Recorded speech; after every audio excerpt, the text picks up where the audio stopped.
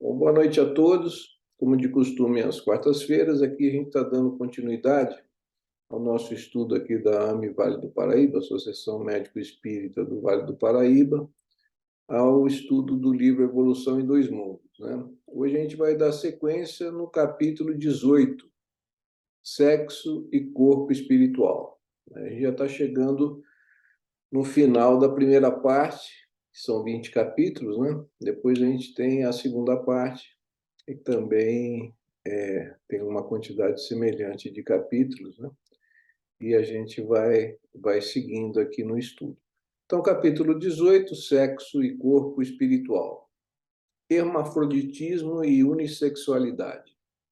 Examinando o instinto sexual em sua complexidade nas linhas multiformes da vida, convém lembrar que por milênios e milênios o princípio inteligente se demorou no hermafroditismo das plantas, como, por exemplo, nos fanerógamos, em cujas flores, estames e pistilos articulam, respectivamente, elementos masculinos e femininos. Para quem está nos ouvindo e acompanhando aí no YouTube, se não está muito familiarizado com esse termo hermafroditismo, é exatamente isso, né? É aquele ser que ele abriga os elementos masculinos e femininos ao mesmo tempo, né? Nas plantas criptogâmicas celulares e vasculares, ensaiaram longamente a reprodução sexuada na formação de gametos, anterozoides e osfera, que muito se aproximam aos dos animais e cuja fecundação se efetua por meio de análogos que observamos nesses últimos seres. Depois de muitas metamorfoses, que não cabem num estudo sintético quanto o nosso, caminhou o elemento espiritual na reprodução monogâmica entre as vastas províncias dos protozoários e metazoários, com a divisão e gemação entre os primeiros, correspondendo à cisão da estrobilação entre os segundos.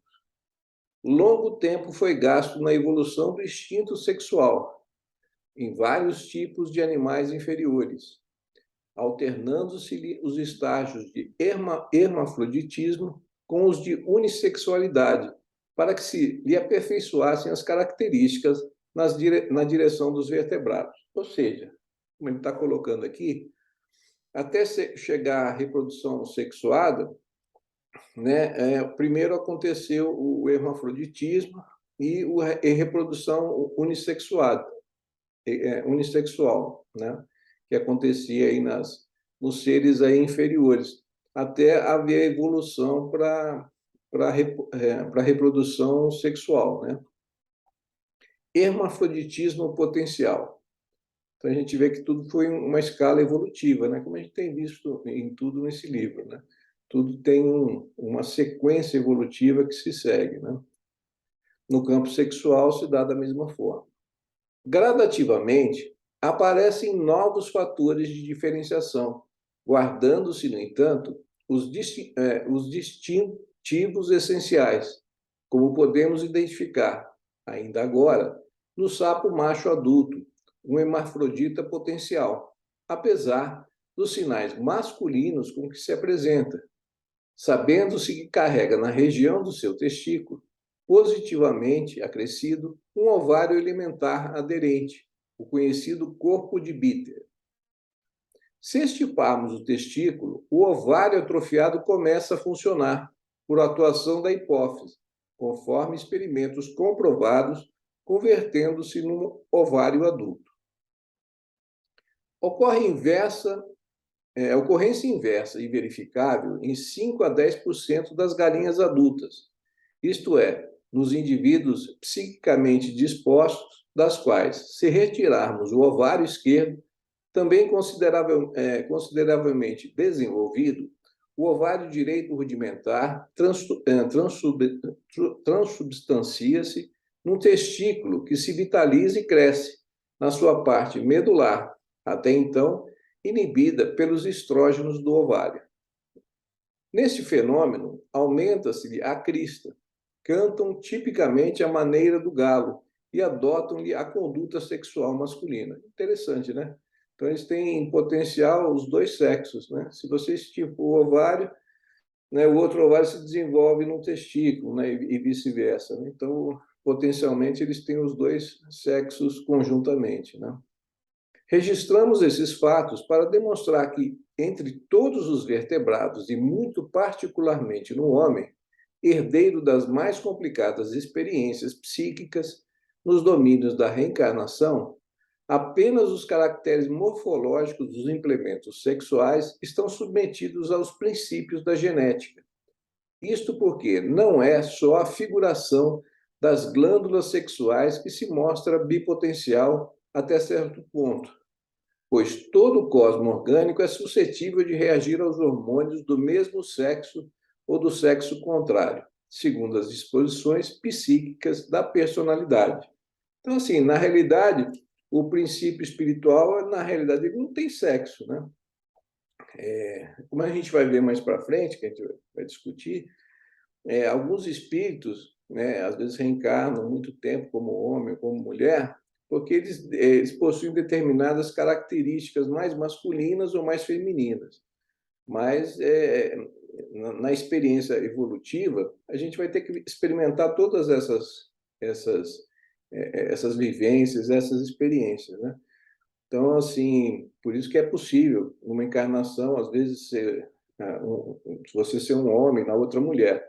Apesar disso, não é uma coisa muito comum, né? Não é assim, uma encarnação eu vi no homem, na outra mulher, na outra eu volto homem. Geralmente, você vai seguindo um processo evolutivo e dentro desse processo você tem que experimentar as várias vivências, né? Com características masculinas ou femininas, né? Geralmente o homem é mais impetuoso, mais violento, mais certas características da personalidade e a mulher também tem outras características. Mas todas essas características têm que ser vivenciadas por todos nós, né? Mas o espírito, o princípio espiritual em si não tem sexo. Quando a gente se desmaterializar, né, nos tornarmos espíritos aí puros, né, espíritos crísticos, né, isso desaparece, né? A gente não tem mais uma sexualidade, né? Ação dos hormônios. Atingindo inequívoco progresso em seus estímulos, o corpo espiritual, desde a protoforma psicossômica nos animais superiores até o homem, conforme a posição da mente a que serve, determina mais ampla riqueza hormonal. As glândulas sexuais que então mobiliza são mais complexas. Exercem a própria ação pelos hormônios que segregam, arrojando-os no sangue, hormônios esses, femininos ou masculinos, que possuem por arcabouço da constituição química em que se expressam o núcleo ciclopentano peridrofenantreno, filiando-se ao grupo dos estéreis. Os hormônios estrogênicos, oriundos do ovário, mantêm as características femininas secundárias, e os androgênicos, segregados pelo testículo, sustentam os caracteres masculinos da mesma ordem. Produzem ações estimulantes e inibitórias. Todavia, como atendem necessariamente a impulsos e determinações da mente, por intermédio do corpo espiritual, incentivam o desenvolvimento ou a maneira de proceder da espécie, mas não os origina, né? Então, o que ele está colocando é que esses hormônios são determinados pelos impulsos e determinações da mente, né? Como a gente sempre coloca aqui, né, que o livro se repete em relação a isso, a matéria ela está sempre no campo dos efeitos e nunca no campo das causas, né? Por isso, nenhum deles possui ação monopolizadora do mundo orgânico, não obstante patentearem essa ou aquela influência de modo mais amplo. Ainda em razão do mesmo princípio que lhes vige na formação, pelo qual obedecem às vibrações incessantes do campo mental. Os hormônios não se lhe armazenam, transformando-se rapidamente ou sofrem apressada expulsão dos movimentos excretórios. Novamente, aqui ele faz uma ênfase aqui que essas vibrações estão subordinadas ao campo mental, né? Então, essas secreções hormonais estão sempre relacionadas a esses estímulos, essas vibrações incessantes do campo mental. Entendendo-se os recursos da reprodução como engrenagens e mecanismo de que o espírito em evolução se vale para a plasmagem das formas físicas, sem que os homens se lhe comprovem, de modo absoluto, as qualidades mais íntimas. É fácil reconhecer que as glândulas sexuais e seus hormônios exibem efeitos relativamente específicos. Inegavelmente, o ovário e os órgãos femininos se responsabilizam pelos distintivos sexuais femininos, mas podem desenvolver alguns deles no macho, prevalecendo as mesmas diretrizes para o testículo e os hormônios que lhe correspondem. Isso é claramente demonstrável nos experimentos de castração, enxertos e injeções hormonais, porque, apesar de a ação sexual específica do testículo e do ovário apresentar-se como um fator indiscutível, a gônada, refletindo os estados da mente, herdeira direta das experiências inumeráveis, eventualmente produz certa quantidade de hormônios heterossexuais, e da mesma forma ainda que os hormônios sexuais se afirmam com atividade específica e intensa. Em determinados acontecimentos, realizam essa ou aquela ação em órgãos do sexo oposto. Esses são efeitos heterossexuais ou bissexuais das glândulas ou dos hormônios, né? Então, aqui, novamente, ele faz um novo chamamento para a nossa atenção, né, que as gônadas, na realidade, elas refletem o estado da mente, né? Os estímulos hormonais, eles estão subordinados aos estímulos do princípio inteligente, do princípio da mente, né? Origem do instinto sexual. Todas as nossas referências a semelhantes peças do trabalho biológico, nos reinos da natureza, objetivam simplesmente demonstrar que, além da trama de recursos somáticos, a alma guarda a sua individualidade sexual intrínseca, a definir-se na feminilidade ou na masculinidade, conforme os característicos acentuadamente passivos ou claramente ativos que lhe sejam próprios. A sede real do sexo não se acha, dessa maneira, no veículo físico, mas sim na entidade espiritual em que sua estrutura sua estrutura complexa. Então, na realidade, aquilo que a gente acabou de conversar agora anteriormente, né? Então, vou ter até o espírito não tem sexo, mas guarda no momento existencial características predominantemente masculinas ou femininas. Então, cada espírito tem características próprias, né? Espíritos que vêm reencarnando como espíritos masculinos são aqueles espíritos que têm as características masculinas, né? A impulsividade, né? a querer a predominância, a violência, né? A força. E espíritos femininos são aqueles que guardam predominantemente aquelas características femininas, a doçura, a sensibilidade, né? Então, isso é que vai determinar, em determinadas existências, né, se a gente vai estar vivendo uma experiência no sexo masculino ou no sexo feminino. Mas é importante ressaltar que todas essas vivências vão ser importantes, né?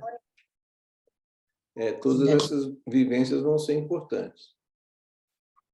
E o instinto sexual, por isso mesmo, traduzindo amor em expansão no tempo, vem das profundezas, para nós ainda inabordáveis, da vida, quando agrupamentos de mônadas celestes se reuniram magneticamente umas às outras para a obra multimilenária da evolução, ao modo de núcleos e eletrões na tessitura dos átomos ou dos sóis e dos mundos nos sistemas macrocósmicos da imensidade. Por ele, as criaturas transitam de caminho a caminho, nos domínios da experimentação multifária, adquirindo as qualidades que necessita, aquilo que a gente acabou de comentar, né? A gente vai precisar vivenciar todos esses tipos de experiências, de sentimentos, né? Tanto com características masculinas como com características femininas. Com ele, vestem-se da forma física em condições anômalas, atendendo às sentenças regeneradoras na lei de causa e efeito, ou cumprindo instruções especiais com fins de trabalho justo. O sexo é, portanto, mental em seus impulsos e manifestações, transcendendo qualquer impositivo da forma em que se exprime, não obstante reconhecermos que a maioria das consciências encarnadas permanecem seguramente ajustadas à sinergia mente-corpo, em marcha para mais vasta complexidade de conhecimento e emoção, né? Ou seja, essa necessidade da gente vivenciar várias experiências e várias emoções. Evolução do amor. Entretanto, importa reconhecer que, à medida que se nos dilata o afastamento da animalidade quase absoluta para a integração com a humanidade, o amor assume dimensões mais elevadas, tanto para os que se verticalizam na virtude, como para os que se horizontalizam na inteligência, né? Então, ou seja, o afastamento da animalidade em direção ao amor sublimado, né? Esse é o nosso caminho. Cada vez mais a gente vai se libertando da nossa animalidade, dos nossos instintos animais, né? E vamos nos sublimando no amor. No nosso nível evolutivo aqui, a gente está muito mais próximo do animal do que do ser angélico, né? A gente acabou, se a gente parar para pensar, como a gente viu nesse livro aqui, algumas dezenas de milhares de anos, aí a gente estava atrás, aí estava nas cavernas, né? Vivendo praticamente como animais, né? A gente viu a evolução da capacidade de comunicação, de linguagem, nos capítulos anteriores, né? Como aquilo foi evoluindo, né? Então, a gente ainda, apesar desse caminho que a gente já percorreu, a gente ainda está mais próximo da animalidade do que da angelitude, né? Vamos dizer assim. Nos primeiros, isso não nos faz pior, né, do que ninguém, né? A gente simplesmente está no nosso tempo evolutivo, né? Cada um está no. A gente não pode dizer que uma criança que está no pré-primário é pior do que vamos dizer, um que está fazendo um nível superior ou pós-graduação. Cada um está no seu nível, no seu tempo de evolução. Mas todos nós percorremos os mesmos caminhos, né? Jesus, né, que já é um espírito puro, ele percorreu as mesmas etapas que nós percorremos, né? Deus não favorece ninguém. A gente tem sempre o mesmo ponto de partida, né? Nós somos criados simples e ignorantes e vamos evoluir até a perfeição relativa. O que diferencia o ponto de início do ponto de chegada são as escolhas que a gente faz, né? A velocidade que a gente vai evoluir, se a gente vai evoluir com mais rapidez, com menos dor, com menos sofrimento, ou não, depende do nosso livre-arbítrio, né?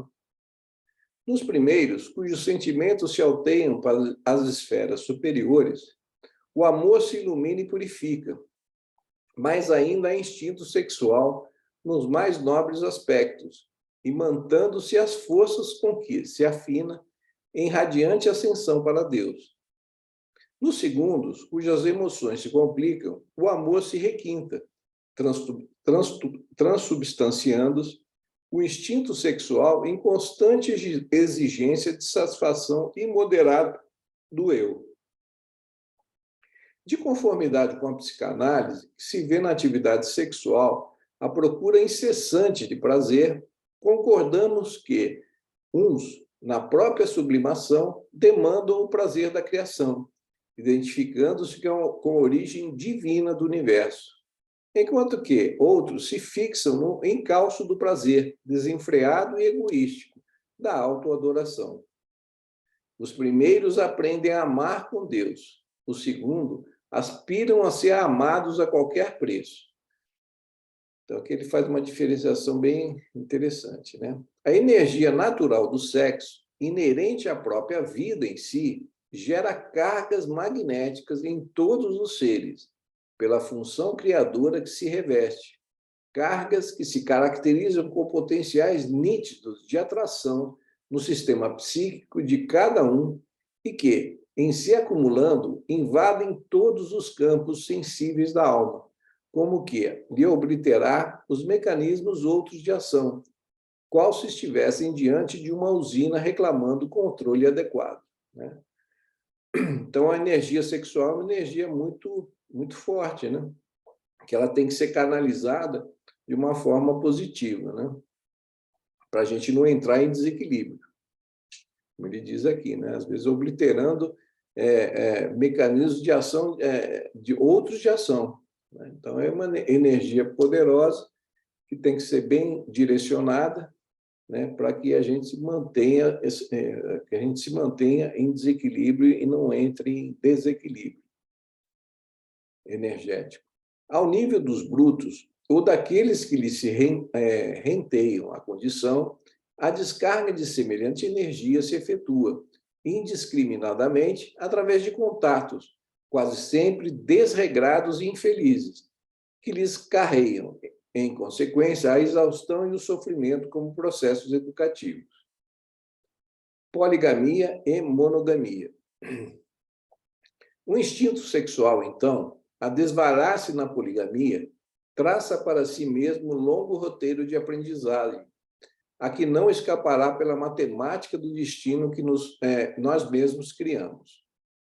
Entretanto, quanto mais se integra a alma no plano da responsabilidade moral para a vida, mais aprende o impositivo da disciplina própria, a fim de estabelecer, com o dom de amar, que lhe é intrínseco, novos programas de trabalho que lhe facultem acesso aos planos superiores.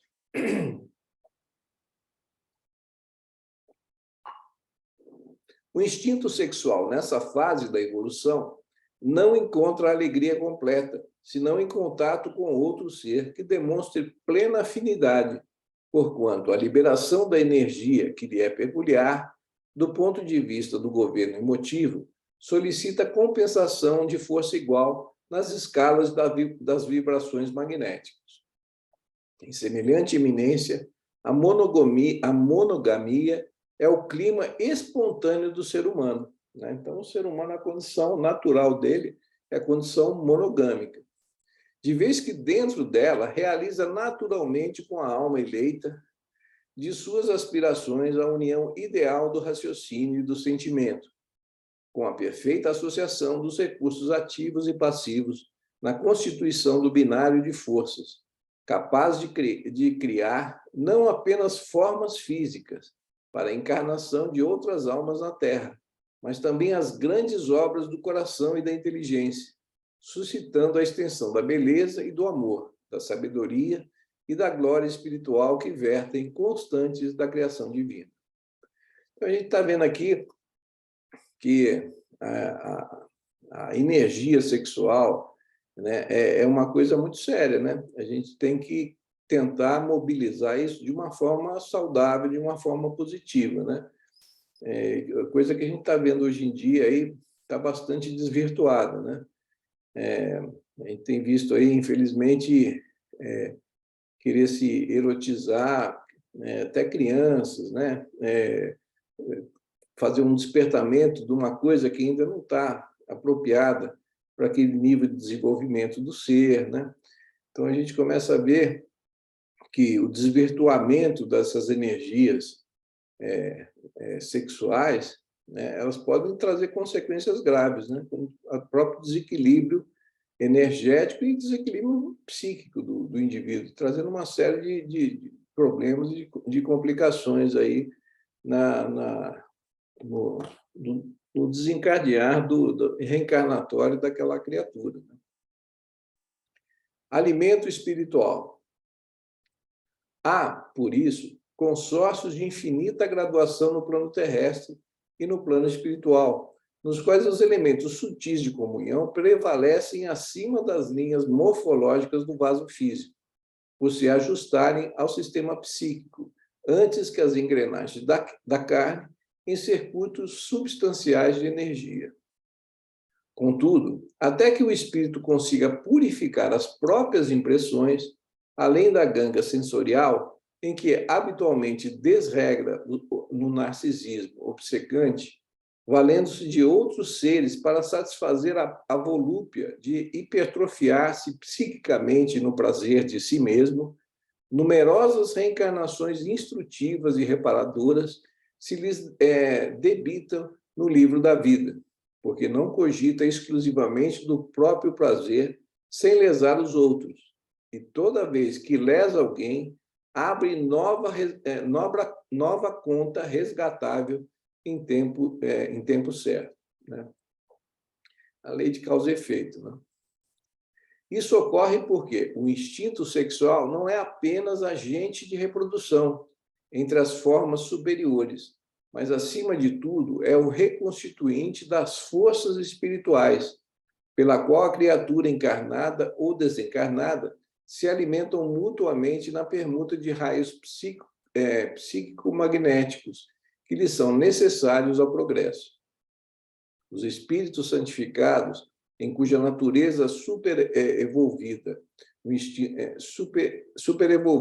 instinto sexual se diviniza, estão relativamente unidos aos espíritos glorificados, em que descobrem as representações de Deus que procuram, recolhendo de semelhantes entidades as cargas magnéticas sublimadas por eles próprios, liberadas na êxtase espiritual.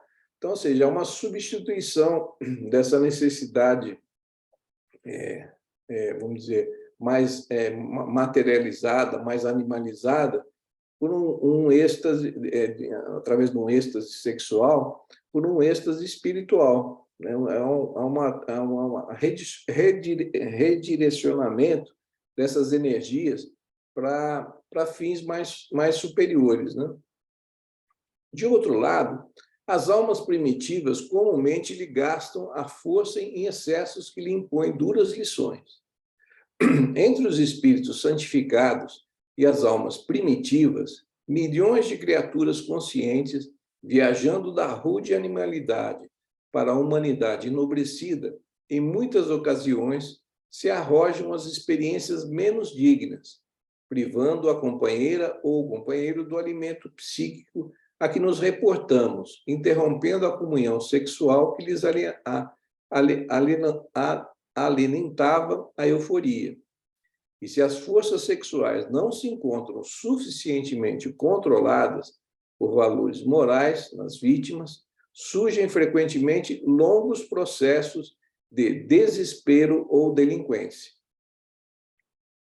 Então, a gente vê a consequência do desequilíbrio dessas forças. Né? Enfermidades do instinto sexual. As cargas magnéticas do instinto, acumuladas e desbordantes na personalidade, a falta de sólido socorro íntimo para que se canalizem na direção do bem, obliteram as faculdades, ainda vacilantes, do discernimento e a maneira do enfaimado, alheio ao bom senso, a criatura lesada em seu equilíbrio sexual costuma entregar-se à rebelião e à loucura, em síndromes espirituais de ciúme ou despeito. Então, a gente vê que o desequilíbrio dessas energias, dessas forças sexuais, né, obliterando o fluxo de outras energias e levando a desequilíbrios aí bastante importantes. Né? A face das torturas genésicas a que se vê relegada gera aflitivas contas kármicas, a lhe vergastarem a alma no espaço e a lhe retardarem o progresso no tempo. Daí nascem as psiconeuroses, os colapsos nervosos decorrentes do trama nas sinergias do corpo espiritual, as fobias numerosas, a histeria de conversão, a histeria de angústia, os desvios da libido, a neurose obsessiva, as psicoses e as fixações mentais diversas que originam na ciência de hoje as indagações e os conceitos da psicologia da profundidade na esfera da psicanálise, que identifica as enfermidades ou desajustes do instinto sexual, sem oferecer-lhes medicação adequada, porque apenas o conhecimento superior, gravado na própria alma, pode opor barreiras à extensão do conflito existente, trazendo caminhos novos à energia criadora do sexo quando em perigoso desequilíbrio. Então, a gente vê que esses desequilíbrios sexuais, desvios da libido, são responsáveis aí por uma série de distúrbios psicológicos, psiquiátricos, né? Então, neurose obsessiva, psicose, fixações mentais, né? Uma série de histeria de conversão, histeria de angústia, né? Então, a gente vê que uma série de distúrbios psiquiátricos aí podem estar, vamos dizer, fundamentados aí nesses desregramentos, nesse desequilíbrio dessas energias sexuais, né? Desse modo, por semelhantes rupturas dos sistemas psicossomáticos harmonizados, em permutas de cargas magnéticas afim, no terreno da sexualidade física ou exclusivamente psíquica, a que múltiplos sofrimentos são contraídos por nós todos, no decurso dos séculos. Porquanto, se forjarmos inquietações e problemas nos outros com o instinto sexual, é justo venhamos a solucioná-los em ocasião adequada, recebendo por filhos e associados de destino entre as fronteiras domésticas, todos aqueles que constituímos credores do nosso amor e da nossa renúncia, atravessando muitas vezes padecimentos inomináveis para assegurar-lhes o refazimento preciso, né? Então, às vezes, numa determinada encarnação, pessoas de forma irresponsável, né, se utilizam de outras criaturas para satisfazer seus instintos sexuais, as suas necessidades, prejudicando essas criaturas, né? Por vezes, a gente vai receber essas criaturas em outras encarnações como filhos, para a gente poder ressarcir todos aqueles débitos que a gente tem com essas criaturas, né? Compreendamos, pois, que o sexo reside na mente, a expressar-se no corpo espiritual e, consequentemente, no corpo físico, o santuário criativo de nosso amor perante a vida. E, em razão disso, ninguém escarnecerá dele, desarmonizando-lhe as forças sem escarnecer e desarmonizar a si mesmo. Eu acho que eu considero esse parágrafo aqui bastante importante, é como se fosse um resumo de tudo aquilo que a gente leu, né? Vou ler de novo aqui. Compreendamos, pois, que o sexo reside na mente, a expressar-se-lhe no corpo espiritual e, consequentemente, no corpo físico, o santuário criativo de nosso amor perante a vida. E, em razão disso, ninguém escarnecerá dele, desarmonizando-lhe as forças, sem escarnecer e desarmonizar a si mesmo.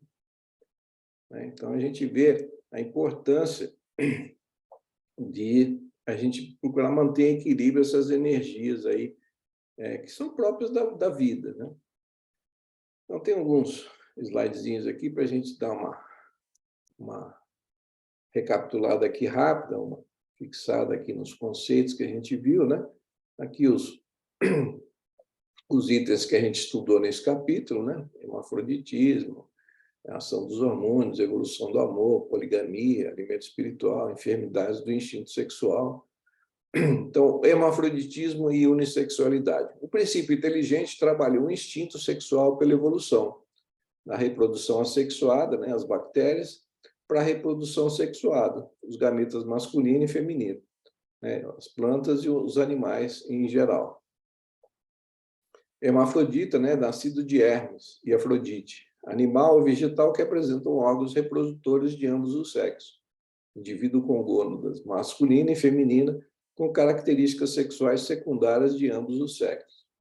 Unissexuado, que tem só um sexo, masculino ou feminino. São esses conceitos aí que a gente leu, né? Hermafroditismo e unissexualidade, né? Os protozoários, né, a reprodução é por divisão binária. Uma célula ela vai se dividir em duas iguais, né?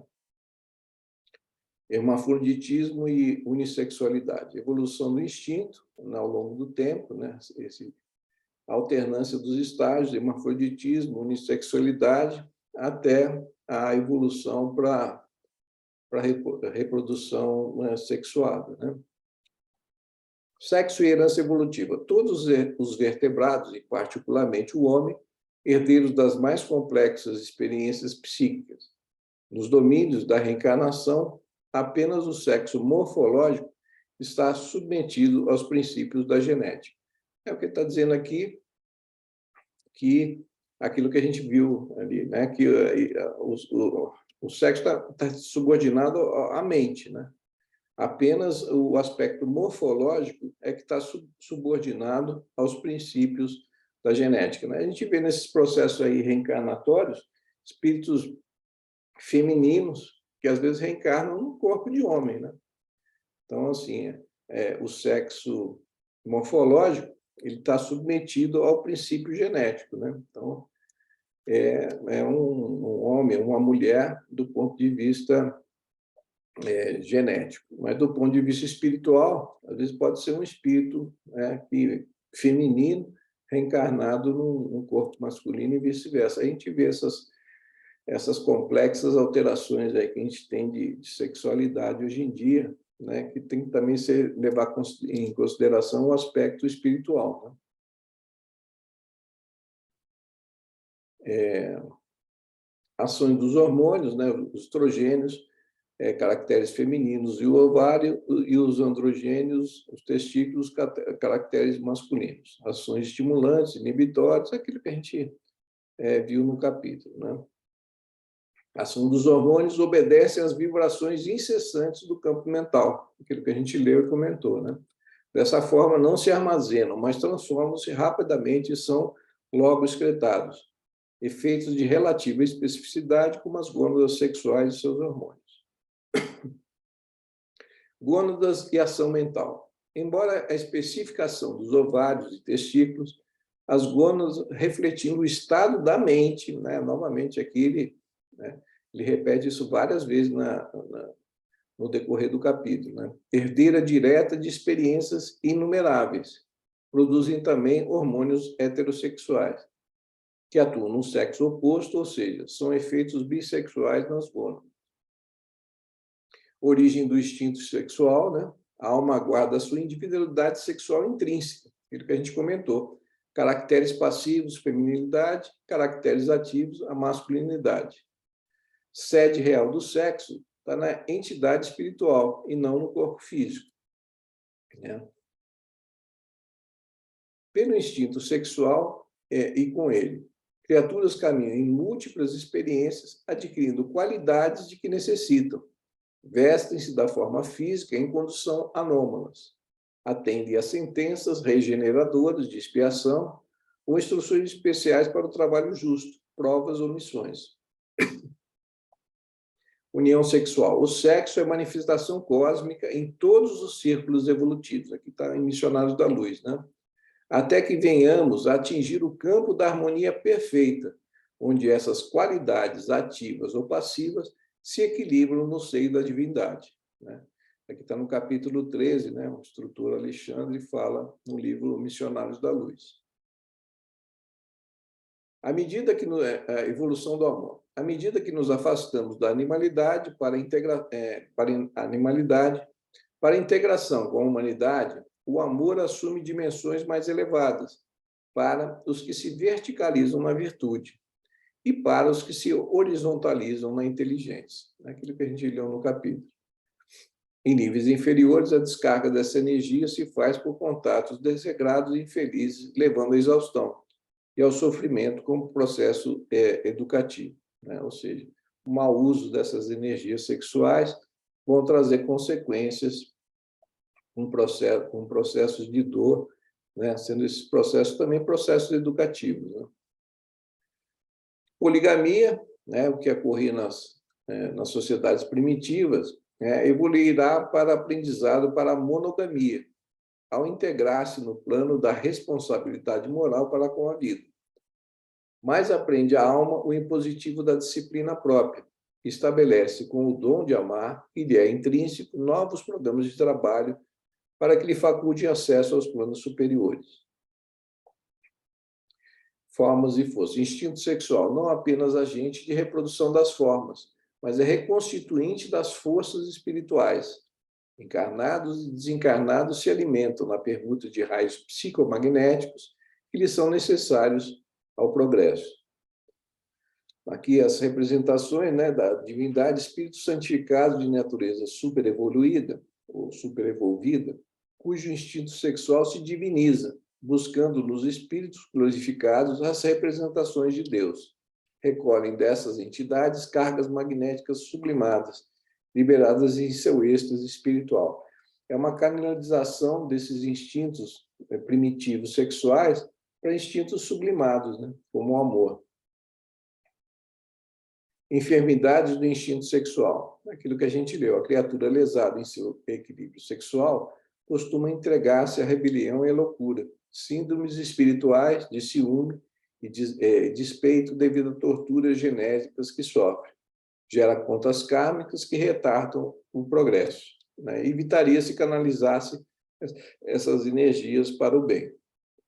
E aí ele vai falar dessas enfermidades, né, do instinto sexual, as psiconeuroses, as fobias numerosas, desvios da libido, histeria de conversão, de angústia, neurose obsessiva, psicose, fixações mentais, enfermidades identificadas pela psicologia profunda, né, psicanálise, e de difícil abordagem terapêutica se a gente não compreender, né, as raízes desses distúrbios, né, que estão nesses desequilíbrios das energias sexuais.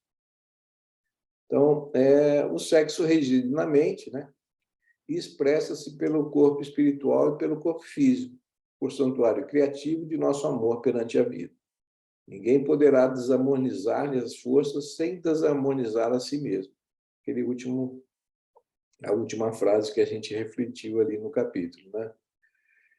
Então, aqui é a mensagem de Jesus, né? Que é nosso modelo e guia, né? E disse: amai-vos uns aos outros como eu os amei. Né? O dia que a gente conseguir exercitar isso, né? Todas essas dores, todos esses sofrimentos, esses desequilíbrios, terão ficado para trás. Né? Não farão mais parte das nossas vidas. Então, basicamente, o capítulo era esse, né? Falando aí da importância aí dessas energias, a gente canalizar essas energias de uma forma positiva, de uma forma saudável, para a gente não ser vítima delas mesmo. Né? Alguém quer fazer algum comentário aí?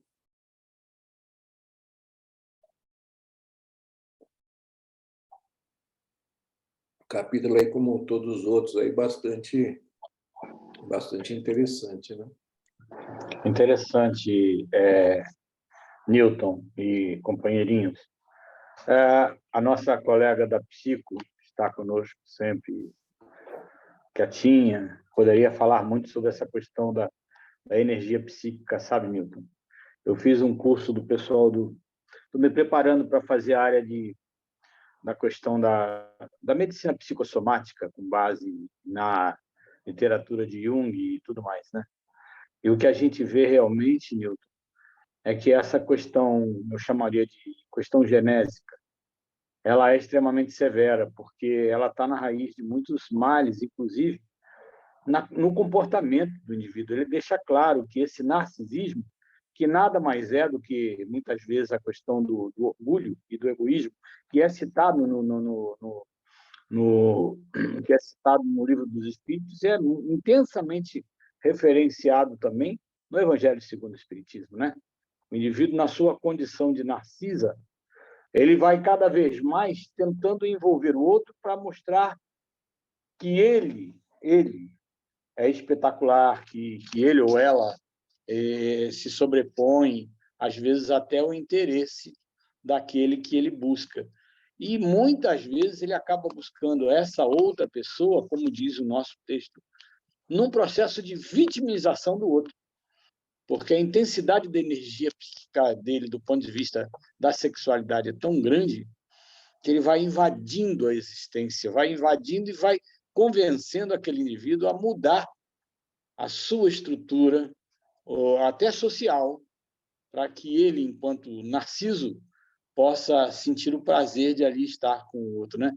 É complexa essa situação e lindo, mais lindo que isso, é saber que Chico traz pelas suas mãos toda a posição de André Luiz, mostrando para nós o grande distúrbio que ainda é a gente não ter compreendido o poder dessa questão sexual de todos nós, né? É muito lindo, muito lindo. Obrigado pela parte. Verdade, bem colocado aí. A Aline aí que deve, no dia a dia dela, aí, ter bastante contato com Justamente. esses tipos de problema, né, Aline? Justamente. A Aline, para quem não sabe, é psicóloga, né? É interessante, né? Porque em determinado momento ele fala da psicanálise, né? Eu fiquei assim, eu falei, gente, é isso mesmo que está escrito? E o Freud realmente ele se ocupou dessas ideias da energia libidinal, né? E o quanto que essa energia libidinal pode adoecer psiquicamente o indivíduo, né? Pelo mau uso ou pela repressão ou por realmente não usar essa energia vital, porque o Freud entende que a energia libidinal é uma energia de vida, é uma energia vital, não fazer o uso dela de forma adequada, né? E, de repente, o André ele traz isso de uma forma muito interessante e ele vai elencando as doenças psíquicas, né, geradas justamente pelo mau uso ou pelo uso inadequado dessa energia, né? O que o Freud sempre defendeu foi isso, que a energia da libido é uma energia de vida, que dá sustentação para todos esses nossos corpos e principalmente para o próprio psiquismo, né? E as primeiras pacientes freudianas e também do Jung justamente eram essas pessoas, aquelas mulheres que tinham muitas questões e muitos problemas oriundos da própria libido. Então, assim, elas foram as primeiras pacientes do Freud, e o que é mais interessante que a metodologia dele foi ouvi-las, né? Então, a partir do momento que ele passou a ouvir essas mulheres, elas começaram a se curar, né, desses distúrbios libidinais que geravam esses distúrbios psicológicos, né? Então, assim, achei muito interessante o André atravessar por aí, e assim, o entendimento que fica justamente é que a energia sexual, a energia da libido, a gente não pode olhar com nenhum tipo de preconceito, mas sim com um olhar que é uma energia vital. E se você for para a área da yoga, para a área, né, que vai estudar isso através de chakras, tem até explicação, a yoga que trabalha com a Kundalini, né, que a energia sobe a partir dessa energia libidinal e chega até o chakra coronário, né, através desse trabalho de yoga, de meditação e tudo mais. Então, assim, acho que a gente tem que ter muito respeito mesmo por essa questão. É uma energia da vida, né? Então, assim, ela não deve ser reprimida, ela deve ser bem direcionada, né? Acho que Bem trabalhada. essa assim, não é uma energia que deve se reprimir. A própria repressão dessa energia acho que deve trazer consequências bastante importantes também. É compreender que é uma energia que não tem que ser reprimida, mas é uma energia vital, fundamental para o nosso processo evolutivo e que tem que ser bem direcionada, né? Não reprimida. Porque a repressão também é causa de uma série de distúrbios outros também, Verdade. emocionais e espirituais. Né? Então, acho que isso é uma questão importante, a gente entender e a sexualidade é uma coisa de cada um, né? Sim, é uma coisa que é E vivenciada. lembrando que isso aí, né, Nildo, está muito ligado ao nosso estágio evolutivo ainda, né? Porque à Sim. medida que os espíritos evoluem e vão se tornando mais depurados, em mundos mais evoluídos, eles vão perdendo a sexualidade, né? E os espíritos mais avançados, eles são assexuados. Então faz parte do nosso processo evolutivo, né, dentro da própria dinâmica de sobrevivência no plano encarnado, ainda aqui como homens, né, nesse planeta, e que a gente está aqui nesse processo que a gente desencarna, reencarna, desencarna, reencarna, neste mundo, né? Que é um mundo que tem vários planos, mas é o mesmo mundo, basicamente na mesma tipo de vibração, né? Tirando aí os missionários e as pessoas mais evoluídas. Se a gente pegar alguns exemplos, como por exemplo Gandhi, ou pegar o exemplo do Chico Xavier, né? O próprio Divaldo, que está ainda encarnado, a gente observa que eles têm um pouquinho daquilo de que a gente imagina de espíritos mais evoluídos, porque você vê que eles são realmente meio que assexuados, né? Você repara isso, porque é o tamanho o grau já de evolução deles, né? Agora, André Luiz, ele coloca aqui aliás, na obra Entre a Terra e o Céu, André Luiz já cita Freud. Fala que o Freud, até aquele momento em que a obra foi escrita, por Chico, André Luiz coloca que o Freud foi, né, vamos dizer, na medicina terrena, o que mais, e dentro da própria psicologia terrena, o que mais avançou nesse aspecto aí.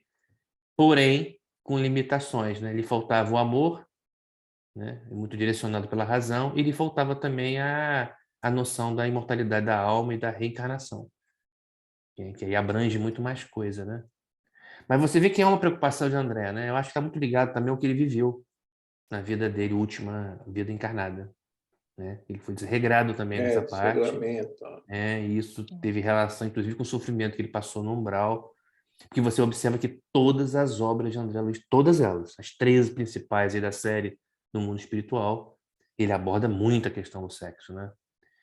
E tanto que é até tema de uma obra, né? Sexo e Destino.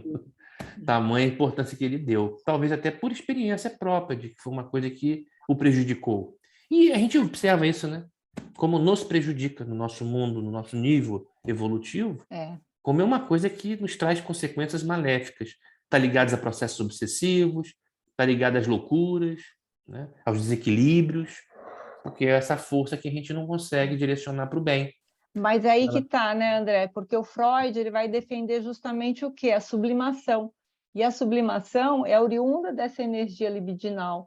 É você pegar essa energia e canalizar ela para coisas mais altruístas. Então, é você fazer trabalhos, digamos, né, nessa nossa condição, voluntários, você desenvolver o amor. Então, porque a energia libidinal, segundo a psicanálise, ela tem uma força tridimensional.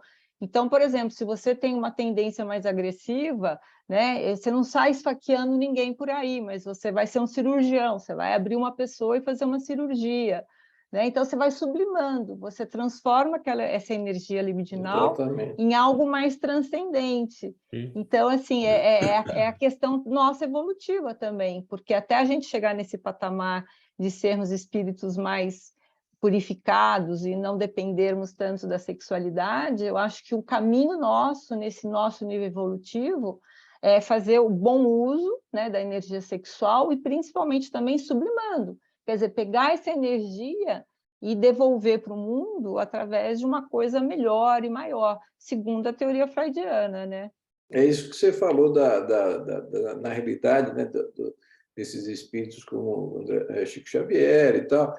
Na realidade, eles não perderam essa energia continua lá da mesma forma, eles só sublimaram ela, eles estão canalizando essas energias de uma forma diferente, né? Mas a energia é a mesma, é a mesma energia, que é vida, que é fundamental. Ela só foi sublimada, né? Vamos dizer, como eu disse, ela não tem que ser reprimida, ela tem que ser direcionada para o positivo, né? Que é essa sublimação, né? Então, eles direcionam toda essa energia que é vida, que é fundamental, ela não é perdida, ela é desviada para uma sublimação para o amor, né? Aqui no próprio capítulo mostrou, né? É muito interessante. Está ligado à história da humanidade, né? Porque você vê, se você for olhar a história da humanidade, né, nós fomos muito piores, selvagens na parte sexual, né? E aí a coisa foi, a própria evolução da civilização foi sendo um norte no sentido de começar a disciplinar isso, né? E a gente vê como que isso está intimamente ligado à loucura, né? Dentro do nosso mundo. Então, é uma coisa muito importante que tem que ser realmente debatida. E essas informações trazidas pelo André Luiz, elas são um norte para os estudos e para as pesquisas, né? Impressionante isso. Isso que você falou é interessante, André, que você falou que a gente foi muito pior. Até aquelas figurinhas, né, do homem da caverna, dando uma paulada na cabeça da mulher, puxando ela pelo cabelo, né? Aquelas figurinhas de... basicamente é isso aí. Quer falar um pouquinho também. É o seguinte, durante todo o tempo aí desse capítulo, ele sempre fala que o sexo é mental, né? E também ele tem uma passagem também num parágrafo que ele fala assim: a maioria das consciências encarnadas permanecem ajustadas à sinergia mente-corpo. Né? Mas a gente sabe que existe uma minoria que não permanece ajustada. Né? Mas é importante, às vezes, a gente falar para essas famílias, né, que têm essas crianças, que 85% dessas crianças, né, que têm uma disforia de gênero, quando chegam próximo à puberdade, estão ajustadas ao seu sexo biológico. Né? Então, para a gente acalmar essas famílias, orientar essas famílias, porque às vezes a gente vê em alguns países, alguns estados americanos, né, essas intervenções com tratamentos para essas crianças tão precoces, numa época que a gente não tem ainda nem os hormônios sexuais ainda atuando sobre essas crianças, né? Então, acho que é importante a gente também deixar isso claro, né? Deixar isso tranquilizar essas famílias, né? E orientar, olha, normalmente essas crianças, quando chegam na puberdade, elas se harmonizam com o seu sexo biológico, né? Isso é importante. É o problema da ideologia equivocada, né, Cláudia? A gente vê isso nitidamente no mundo de hoje. A ideologia equivocada, ela invadiu a ciência, né? Uhum. Ela invadiu a ciência completamente. Então, a gente está tendo tantos equívocos dentro da ciência nesse momento, relacionados, porque o que houve a infiltração de ideologias doutrinárias dentro da ciência e dentro da medicina. A pandemia deixou isso muito claro. Então, são coisas que vão precisar ser reajustadas, corrigidas, que faz parte do processo evolutivo. E nesse adentrar do mundo de regeneração, você pode ter certeza que isso vai ser tudo reequilibrado e corrigido. Uhum. E esses equívocos extirpados, porque terão que ser extirpados, sem dúvida nenhuma. Uhum. Já existem vários estados americanos já proibindo esse tratamento, como ele já existe lá, com 5, 6, 7, 8, 9 anos. Né? Então, já Chegamos ao absurdo de pleitear, chegamos ao absurdo de se participar de um congresso que foi falado sobre isso, de se pleitear, antecipar a cirurgia de transformação de sexo em jovens adolescentes. Exatamente. Né? Diminuindo os pré-requisitos, uhum. né? Com todos os pré-requisitos que existem ainda até então.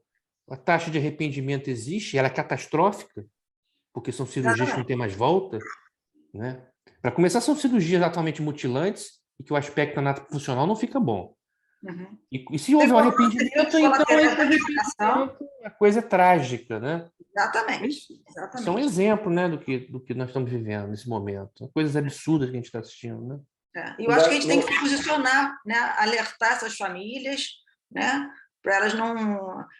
Às vezes elas são muito influenciadas pela mídia, influenciadas pela política, influenciadas por todos esses conceitos que a grande imprensa faz. A gente tem que se posicionar e orientar muito bem essas famílias, né? Não dá para chamar isso como nem que é de importante equívoco, essa né? interação da ciência com a espiritualidade, porque é a espiritualidade que pode estar representada aí por diversas religiões diferentes, ou uma espiritualidade interior que não precisa se expressar especificamente em uma determinada religião, mas ela é disciplinadora, né? Ela traz uma referência, ela traz a divindade. Exatamente. E nós precisamos disso. A humanidade sem isso é um perigo. Uhum. A sociedade está doente, né, gente? Assim, eu não sei se eu tenho uma visão muito catastrófica, mas está doente, a sociedade está doente. Mas isso foi previsto, Lília. Se a gente for pegar lá a obra Gênesis, no 18º capítulo, o Kardec traz isso tudo aí. Está previsto. Ele chama isso de cataclismo moral. Uhum. Nós estamos vivendo isso. Isso aí que a gente está chamando de equívoco aí, não dá para chamar de equívoco. O equívoco faz parte até da ciência, né? Isso é um desvirtuamento intelectual e moral, né? Isso vai muito além do equívoco, né? O termo que o Kardec usou é muito propício, né? Cataclismo moral é exatamente isso, né? Impressionante como que é verdadeiro. Divaldo também trouxe isso naquela obra Transição Planetária. Divaldo, quer dizer, o espírito Manuel Filomeno de Miranda, né? Ele traz detalhadamente o que nós estaríamos vivendo agora no século XXI, esse início, né? Nesse ápice da transição, antes de a gente adentrar ao mundo de regeneração.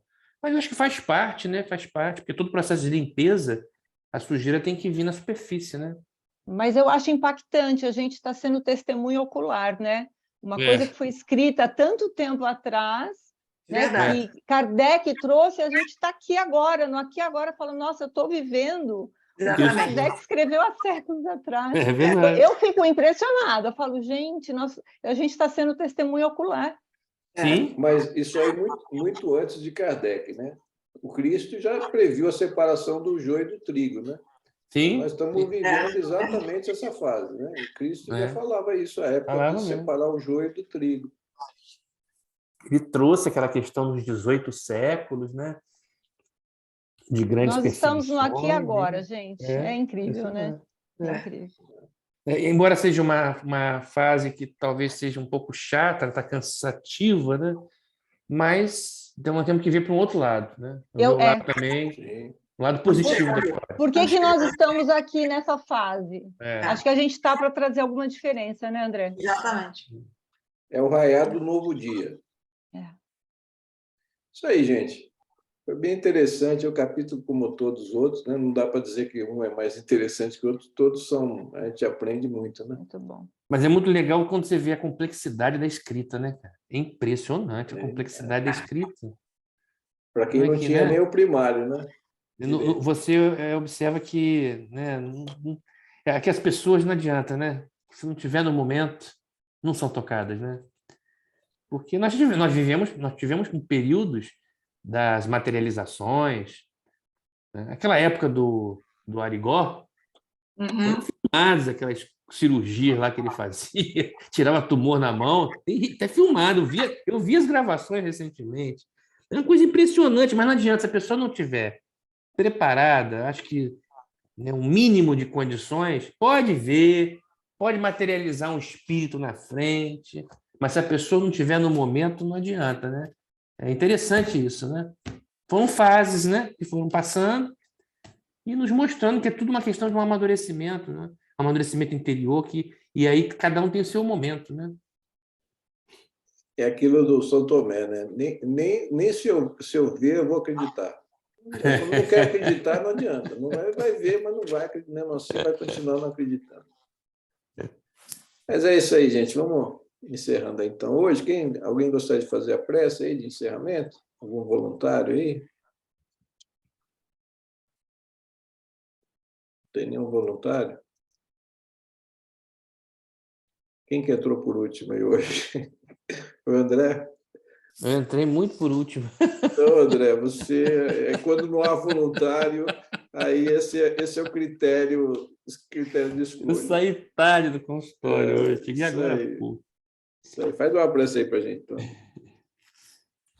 Vamos agradecer a Deus, a Jesus, aos nossos anjos guardiões, aos benfeitores, esses espíritos de luz que estão ao nosso lado, nos apoiando, nos amparando.